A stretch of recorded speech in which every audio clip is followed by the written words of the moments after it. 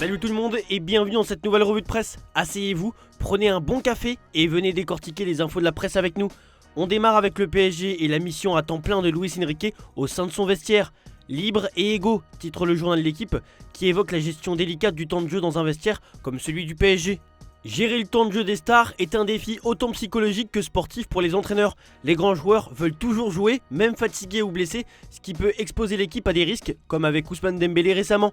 Les staffs doivent composer avec l'entourage des joueurs et s'appuyer sur les données médicales et de performance pour décider. Le dialogue, l'honnêteté et le respect du statut des leaders sont essentiels pour préserver l'équilibre du vestiaire. Au plus haut niveau, l'enjeu n'est pas seulement physique, c'est surtout une question d'autorité et de management. Kylian Mbappé et Neymar à l'époque, leur gestion du temps de jeu était un casse-tête permanent au PSG. Aujourd'hui, c'est différent, mais l'objectif est toujours de ne pas froisser les égos.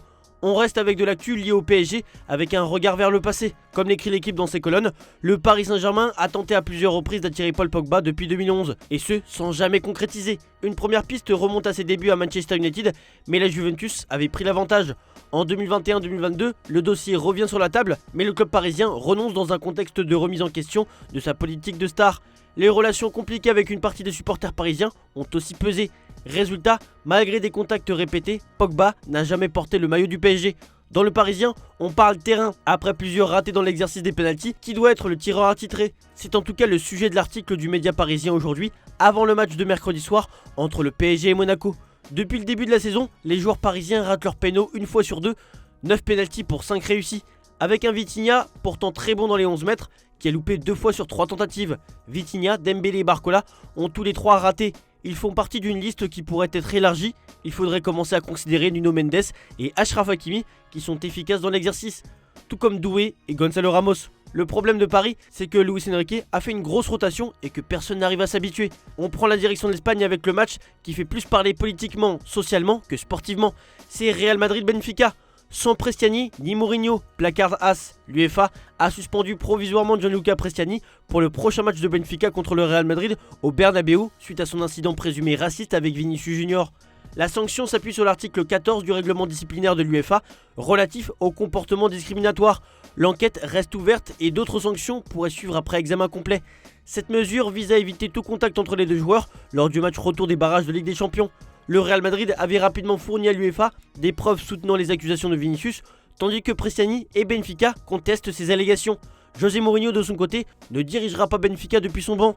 Bien que sanctionné pour un double carton jaune lors du match aller, il commandera l'équipe et dirigera l'entraînement aujourd'hui avant de disparaître pour ne pas être filmé conformément aux règles de l'UEFA. La conférence de presse sera assurée par son adjoint, João Tralao. Mourinho, expulsé au Stadio da Luz après ses protestations contre Vinicius, restera spectateur lors de ce retour sur le terrain qu'il avait fréquenté entre 2010 et 2013. Le club portugais a préféré ne pas exposer son coach pour éviter que l'attention médiatique ne se détourne du match. Parlons d'un cas qui inquiète fortement l'Espagne, le mystère Fabian, titre As dans ses pages intérieures. Fabien Ruiz n'a pas joué depuis le 16 janvier en raison d'une blessure compliquée au genou. Son retour n'est pas prévu pour le match retour des barrages contre l'AS Monaco, Luis Enrique privilégiant la prudence pour éviter tout risque. La bonne nouvelle est que Fabian a repris les entraînements individuels et touche désormais le ballon, signe positif pour son rétablissement. En son absence, Zaïre Emery a émergé au milieu et a compensé partiellement l'absence de l'Espagnol. Depuis sa blessure, Fabien Ruiz a manqué 7 matchs avec le PSG et ce sera 8 avec Monaco demain. La saison dernière, il n'a été absent que lors de 2 rencontres.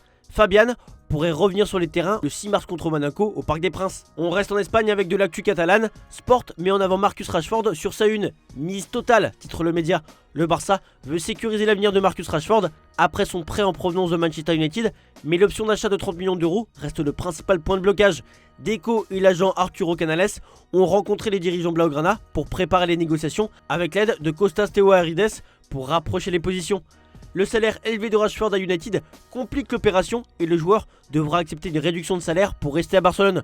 Les discussions se poursuivent, le club espagnol restant convaincu que la performance et la volonté du joueur faciliteront un accord. Selon Sport, le Barça voit cette acquisition comme stratégique pour l'avenir et Rashford a clairement exprimé son souhait de rester. Un autre joueur donne satisfaction et il revient de loin.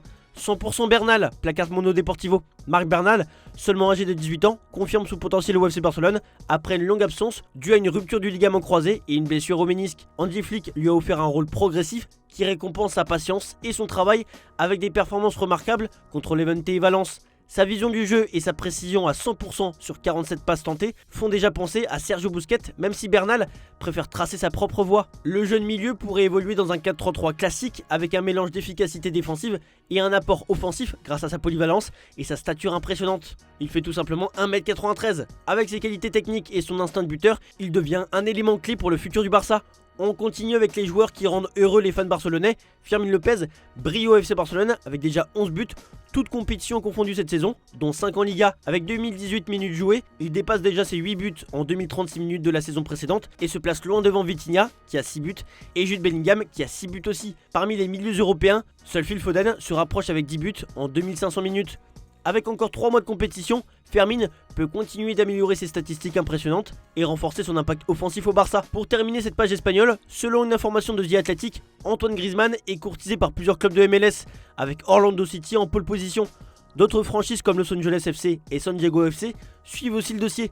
L'attaquant de l'Atlético de Madrid, tenté par une expérience aux États-Unis, aurait rencontré des représentants de la Ligue. Le timing est serré car la fenêtre de transfert ferme le 26 mars. Malgré l'intérêt, Diego Simeone insiste sur son importance jusqu'à la fin de la saison. Griezmann, qui aura 35 ans le 21 mars, pourrait ainsi réaliser son rêve de jouer en MLS avant la Coupe du Monde 2026. Mais son rôle au sein des Colchoneros reste crucial, même avec un temps de jeu réduit cette saison. On se rend en Angleterre avec le sauveur du soir pour Manchester United. Benjamin Sesko a offert une victoire cruciale à United contre Everton avec un but à la 71e minute, permettant aux Red Devils de se rapprocher à 3 points d'Aston Villa pour le top 4. Sesko super sub, titre le Daily Mail. Le Daily Mirror montre aussi son enthousiasme au sujet d'attaquant. Sesko se met en colère contre Everton pour envoyer Carrick dans le top 4, écrit le média anglais. Entré en jeu, Sesko enchaîne les buts tardifs avec un total de 6 réalisations lors de ses 7 derniers matchs. La victoire 1-0 prolonge la série impressionnante de Manchester United sous Michael Carrick qui compte 5 succès sur 6 rencontres depuis sa prise de fonction. Everton, en difficulté à domicile, n'a pas trouvé la solution malgré plusieurs occasions et une ambiance survoltée au nouveau stade Hildegginson. Chez le club ennemi, on se pose une question en interne, qui pour succéder à Bernardo Silva dans le Capitana? Nico Reilly pourrait devenir le successeur de Bernardo Silva à City. Le jeune milieu de terrain de 20 ans, déjà polyvalent entre le milieu et le poste d'arrière gauche, a impressionné Pep Guardiola par sa maturité et sa capacité à saisir sa chance après la blessure de Ryan Aït-Nouri.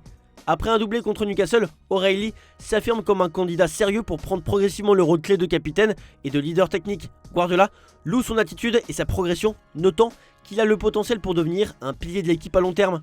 On termine cette revue de presse en Italie. Le match de tous les possibles, c'est ce soir. L'Inter Milan aborde le match retour de Ligue des Champions avec détermination malgré une défaite 3-1 lors du match aller en Norvège contre Bodo Glimt. L'entraîneur Kivu insiste sur le respect de l'adversaire et la nécessité de rester concentré sur l'objectif, renverser la situation sans se précipiter ni se laisser submerger par la pression. Selon lui, l'équipe doit corriger les erreurs du match aller tout en jouant sa meilleure version sur le terrain avec l'espoir de prolongation si nécessaire. Kivu rappelle que l'Inter s'est marqué plus de 2 buts par match et que le stade Giuseppe Meazza sera un atout pour inverser le scénario défavorable. La Gazzetta dello Sport rentre dans les détails et évoque la stratégie du club italien pour tout renverser. Il faut les 4 fantastiques pour retourner Bodo. La mission est possible, écrit le journal au papier rose. L'Inter mise sur 4 joueurs clés, Akanji en défense, Di Marco sur le flanc gauche, Zielinski au milieu et Pio Esposito en attaque. Chacun couvre une zone stratégique pour sécuriser, organiser et concrétiser le jeu. Di Marco combinera centre et frappe, Akanji dominera sur les coups de pied arrêtés, Zielinski orchestrera le tempo et Esposito cherchera le but. L'objectif est d'inscrire 2 buts pour égaliser et marquer un 3e pour prendre l'avantage. Kivu compte sur ce quatuor pour assurer la qualification et maintenir l'Inter en Ligue des Champions. As de son côté prépare ce match en parlant du miracle de Knudsen, le coach de Bodo Glimt. Cette équipe a créé la surprise en infligeant un 3-1 à l'Inter et le club italien doit désormais renverser la situation sans Lautaro Martinez. Le succès norvégien n'est pas un hasard. Knudsen a déjà mené son équipe à des victoires historiques contre la Roma, la Lazio, City et l'Atlético de Madrid. Avec Kasper Hogg comme figure clé, l'entraîneur mise sur un pressing intense et une équipe principalement composée de joueurs locaux. Malgré l'avantage de la Serie A, la mission s'annonce périlleuse pour l'Inter face à la confiance et la cohésion du club norvégien. Voilà, c'est tout pour aujourd'hui. Bonne journée à tous. Merci pour votre fidélité et on se retrouve en fin d'après-midi pour le JT Foot Mercato. Ciao ciao.